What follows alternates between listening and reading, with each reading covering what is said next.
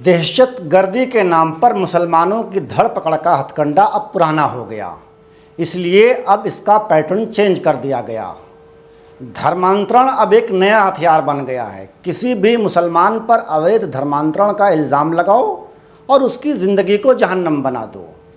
अभी छांगुर बाबा का मामला सर्द भी नहीं पड़ा, एक और नया मामला रोशनी में आ गया। अल फारूक इंटर कॉलेज अमौना ज़िला सिद्धार्थनगर के संस्थापक मौलाना शब्बीर अहमद को अवैध धर्मांतरण के मामले में गिरफ्तार कर लिया गया। मौलाना शब्बीर अहमद समाजी और तालीमी एतबार से काफ़ी सरगर्म शख्स का नाम है। मौलाना शब्बीर पर अवैध धर्मांतरण के संगीन इल्ज़ामात हैं। उनके खिलाफ दर्ज मामले में कहा गया है कि मौलाना शब्बीर छांगुर बाबा के एजेंट के तौर पर काम करते हैं। मामले की पूरी जानकारी से पहले चैनल को सब्सक्राइब कर लें, फेसबुक पेज को फॉलो कर लें।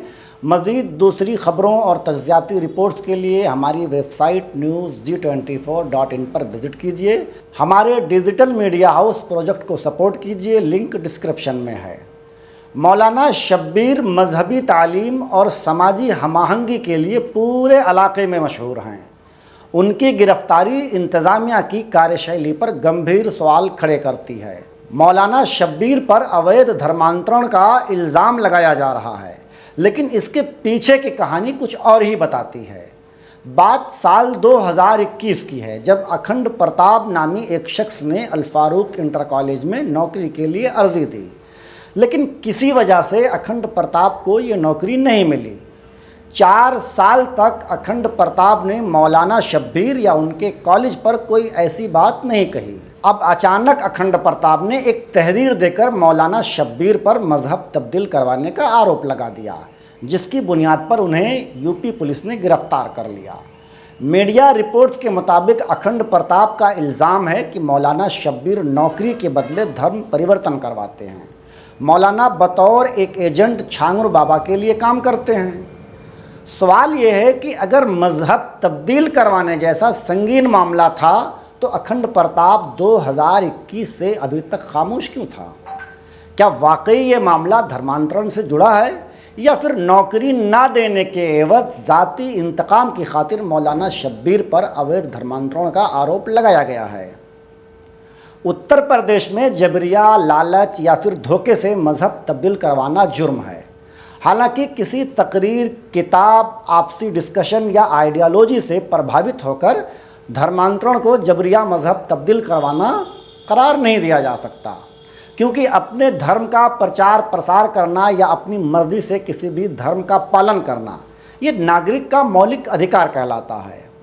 इंतज़ामिया ने अभी तक ये भी साफ नहीं किया है कि गिरफ्तारी से पहले पुलिस के पास मौलाना शब्बीर के ख़िलाफ़ पर्याप्त सबूत थे या नहीं, या सिर्फ अखंड प्रताप की तहरीर की बुनियाद पर ही मौलाना शब्बीर के ख़िलाफ़ ये हालिया कार्रवाई की गई है।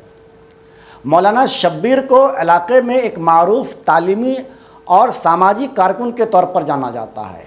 अगर ऐसे अफराद पर बग़ैर सबूत के कार्रवाई की जाती है तो इससे तालीमी इदारों का न सिर्फ मोरल डाउन होता है, बल्कि मजहबी हमाहंगी और आपसी भाईचारा भी ख़तरे में पड़ता है।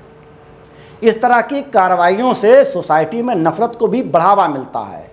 और इससे भी बड़ा सवाल ये है कि अगर इतने बाअसर लोगों के ख़िलाफ़ ऐसा हो सकता है तो आम लोगों के साथ क्या कुछ होता होगा?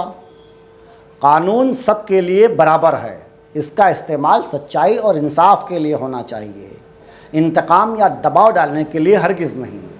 रही बात नौकरी ना दिए जाने की, तो एक माइनॉरिटी कॉलेज होने के बाद भी अल फारूक इंटर कॉलेज में कई हिंदू टीचर आज भी पढ़ाते हैं और हमेशा से पढ़ाते आ रहे हैं। नौकरी के बदले धर्मांतरण की बात अगर दुरुस्त है तो अखंड प्रताप अकेला भुक्तभोगी नहीं होगा, ऐसा दूसरे हिंदू टीचरों के साथ भी हुआ होगा। लेकिन अभी तक किसी दूसरे टीचर ने यह इल्ज़ाम क्यों नहीं लगाया? क्या ये बात इंतहाई हैरत और काबिल अफसोस नहीं है कि अल फारूक इंटर कॉलेज में जो हिंदू टीचर बरसों से पढ़ा रहे हैं उन्होंने इस तरह का कोई इल्ज़ाम नहीं लगाया? ये इल्ज़ाम अखंड प्रताप जैसा शख्स लगा रहा है जिसका ताल्लुक़ मौलाना शब्बीर से बस नौकरी मांगने तक महदूद है। इंतज़ामिया को चाहिए कि मामले की गैर जानिबदाराना तहक़ीक़ करे और पुख्ता सबूतों की बुनियाद पर कार्रवाई करे। ऐसे किसी के आरोप की बुनियाद पर नागरिक अधिकारों का हनन करना ठीक नहीं कहा जा सकता।